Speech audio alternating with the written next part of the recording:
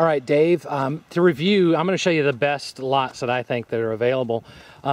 Here's 254. This is a Chapin that's being built. If you remember looking at the video showing you the plats. So this is 255 right here.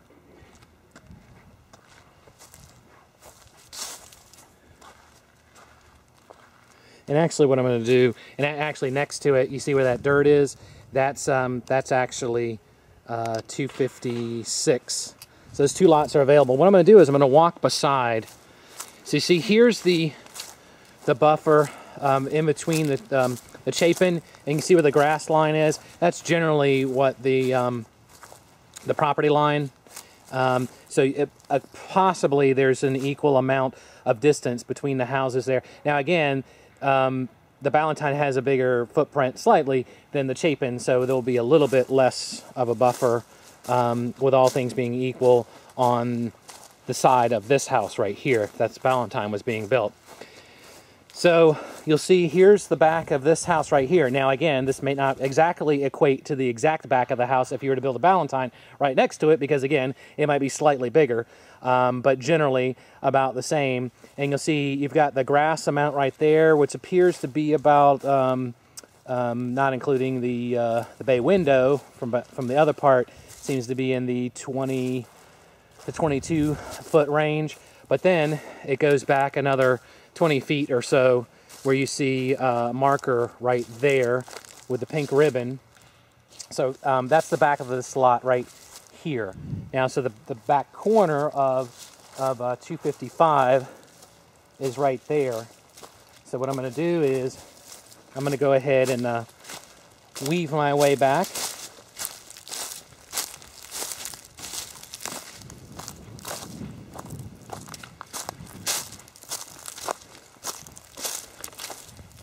All right, so now I'm standing at this corner right here, and I don't see, this is where there will be houses back here eventually. Do not know any timetable, but for this lot, there'll be a little bit of a sliver. If you look at the video about the maps there again, there'll be a little bit of a sliver where you can, where there's going to be nothing built, and then their lot's going to start.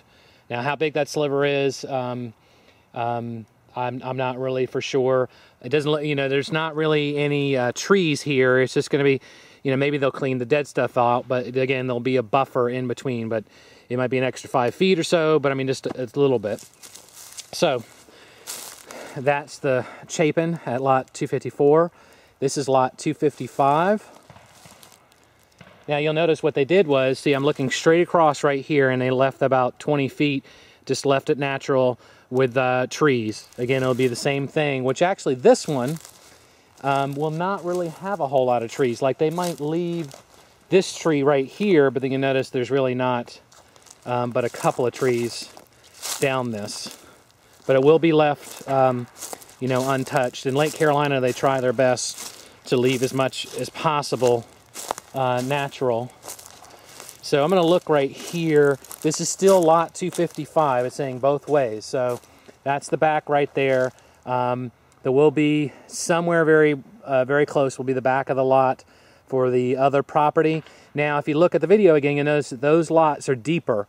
So there'll be a bigger distance from the back of the houses than normal. Now, it might only be 5 feet. It might be 25 feet. It might be on that corner lot over there. It might be even further. So I'm looking back towards the street again. So I'm going to walk over to the corner of 255, and then over there is 256. So this is the lot right here for 255. And again, somewhere this tree may or may not stay. But somewhere right here is where we're going to be left raw, somewhere in there. And then, of course, then that's where the house sits right there with that, you know, 15 to 25 foot area that they're going to grass out and buffer in between this natural area. Okay, let's go ahead and take a look at 256. Again, I'm starting right there, walking across. Again, maybe a tiny sliver of a few feet buffer between the property lines. Again, refer to the video. And then there's the back of the longer lots than normal back in there. And I'm going to have to sort of go further back to get through some trees.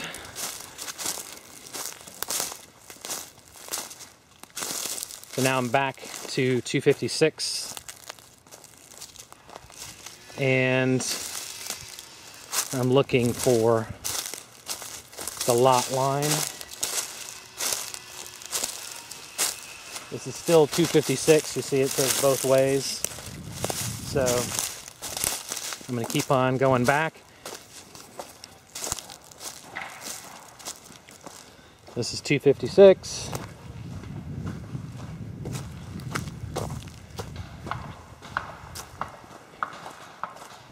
And let's check this marker.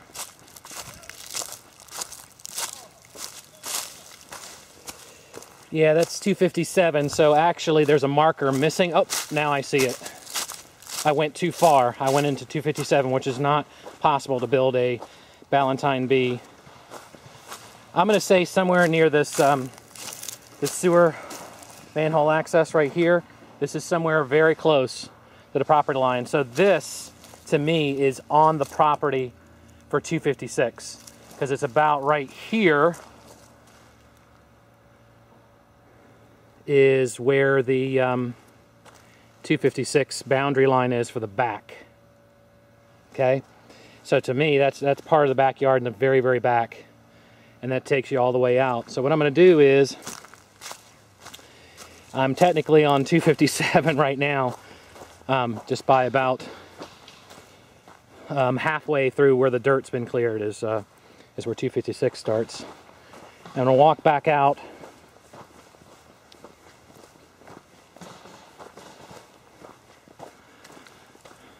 Again, about halfway through that pile is where 256 begins.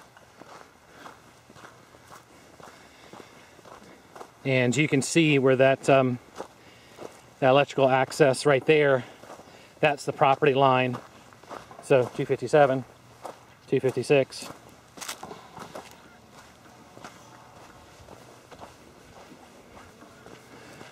Okay, 256.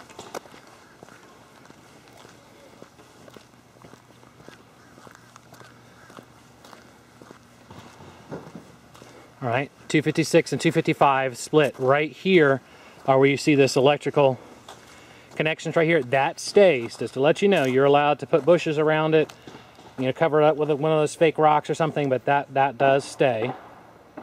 And that marks the boundary between, this is 255, the front. Okay, just to show you around here.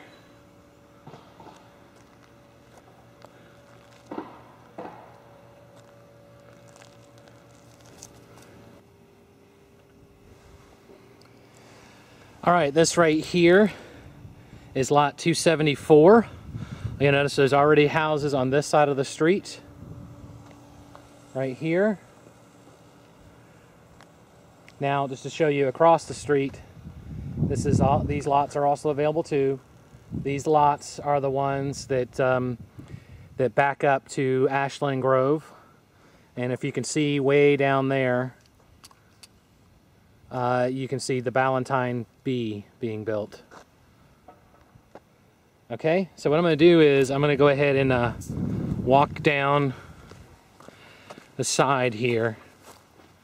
This seems like a really wide house compared to some others, the footprint. So you notice it's a little bit thinner, not much, maybe within 5 feet of a buffer, as you can see the property line right there. Just to let you know, probably equate about the same. So that appears to me about in the 10 foot range to the property line. Okay, you'll notice their background, their backyard right here. Again, footprint's different. It may not, you know, the house may come out a little bit further back, but good distance here, really good distance. Now it appears to me they added extra sod because I think this is about the line right here that the builder will put in, and then you pay for extra for that right there, or you put it in after the fact. So, but their property line, actually, they grassed all the way to the property line. So this is lot 273 where the house exists. And you can see the distance right there. And then this is the property line. I'm walking on it right now. Again, the property there, 274. There's a house next to it. So this, you'll notice that there's no trees right here. It's probably either some sort of route for getting in between, or there might be some sort of easement right here, but I don't see any plumbing boots. So I'm really not sure why this is cut out. So this is the edge of lot 274. See the existing house, and then right here is a lot. Now what's behind, this is the raw land right here that nobody knows exactly what's going to happen. Typically, if there is going to be another neighborhood in the future, they usually do leave a little bit of a buffer.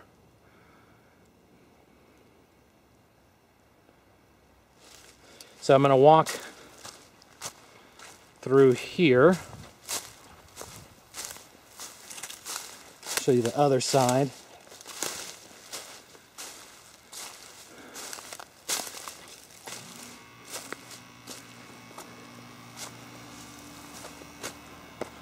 All right, lot 274. So those are the 3 lots that I think that are the best options for you.